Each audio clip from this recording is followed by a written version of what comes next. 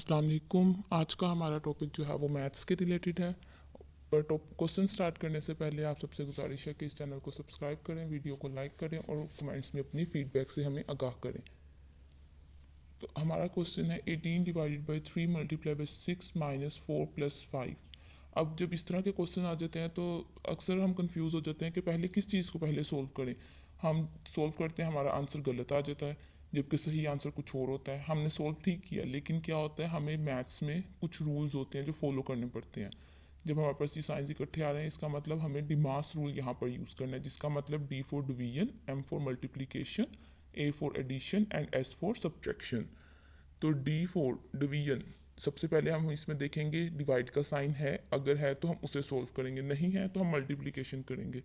यहाँ पर डिवीजन है 18 डिवाइडेड बाई 3, इसको हमने डिवाइड किया, 3 का टेबल पढ़ें कि 18 आए, 3 6 18। तो जो ऊपर क्वेश्चन है वो यहाँ पर आ गया हमारे पास। अब हमने इसको मल्टीप्लाई करना है, बाकी को उसे हमने एज इट इज़ कर दिया। अब 6 डिमास रूल में डिवीजन के बाद क्या आता है, मल्टीप्लिकेशन। मल्टीप्लिकेशन सोल्व की, 6 मल्टीप्लाई बाई 6, इसको सोल्व किया, 36 आ गया, बाकी एज इट इज़ रहा। अब डिमास में डिवीजन मल्टीप्लिकेशन होगी। अब नेक्स्ट है एडिशन। एडिशन 4 प्लस 5 9 आ गया, 36 माइनस 9।